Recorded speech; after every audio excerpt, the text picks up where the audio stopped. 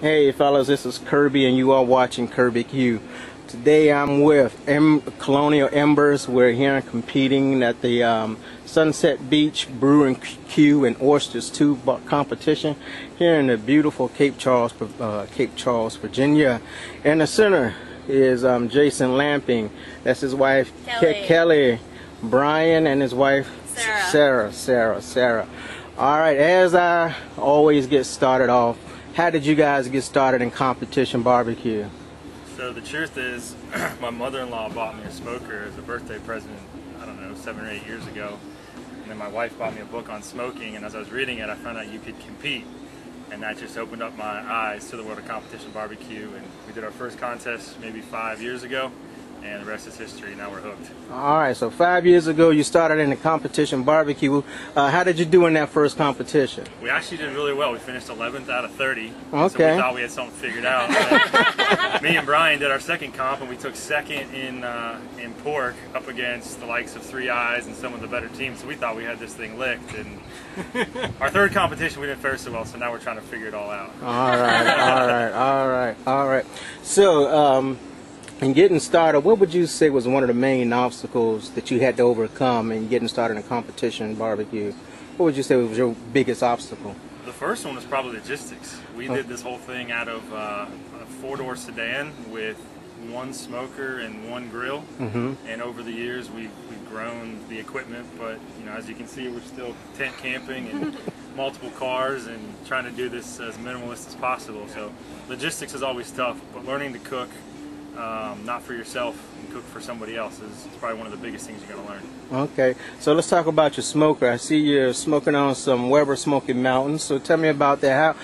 How do you like competing on Weber Smoky Mountains? A lot of teams start off with them, but how do you like using them as your preferred smoker for competition? I think we've it's what we started with, and it's worked well for us so far. I know as a kid growing up, my dad had multiple Webers. I think Brian was the same way. So you just know what you know, and you stick with it, and until you find something that works better, you're not going to change. But they're easy to use, they're simple. I mean, everybody has one. Even you look at the top teams, and they might have a big cooker, but they probably got a Weber on the side cooking something else for them. So are you? Go ahead, Brian. I was just going to say, not only that, but I mean, as Jason alluded to, we're kind of a small competition team. We don't have a big trailer or anything, and the Webers really provide a lot of portability for us, and really make it easy to easily transport them to the competitions, and utilize at home as well. I mean, they break down in 15 minutes after you're done cooking on them, and you can get them packed back up again. Okay, so are you running a Guru or a Stoker or anything to help you maintain your temps with your Weber? We got a Guru on 2, and we got some Pit Masters on the other 2. So we learned quickly after the first competition that trying to do this naturally aspirated does not work well, especially for sleeping. All right, so what would you say would be your #1 tip to give a team that's interested in getting involved in a competition barbecue? What would be your first piece of advice to give that guy that's interested in coming out and competing? You made an interesting comment. You said, "Guy, make sure your wife is interested in competition barbecue, because you're going to get to do a lot more things." But not only that, I mean, I would say, just come out to a local contest. Look it up on kcbs.us. They have all the local contests for the month, and just find one, come out, start talking to some teams, kind of get a flavor for what they're doing. Most of us are really, really friendly. Walk up to us and just ask us questions about what we're doing, and how to kind of start getting involved, and then do one. That really, trial by fire is a good way to kind of get involved with it. The first one is very crazy and hectic, and but it's still fun, and it's still a good time, and at the end of the day, it's really rewarding no matter where you turn out in the placing. All right. Now let me ask you, you said that the people out here are really friendly, and that always seemed to be a common thing at barbecue competitions, and something you always hear about barbecue competitions, that people are so friendly. Why do you think that's such a thing? Why is everyone such so helpful? Oops, sorry.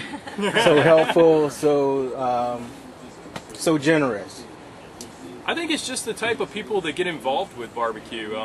Barbecue in its essence is something that takes time. It's, you in a backyard arena, you know, you're sitting down, you're enjoying just hanging out for, you know, hours on end, drinking a couple cold ones, and you know, I think that carries over into the competition scene. You get a lot of guys that started in backyard that, you know, really, you know, just it interests them a lot, and you know, I think that mentality also carries over really well as well. Okay, so do you guys also cater with?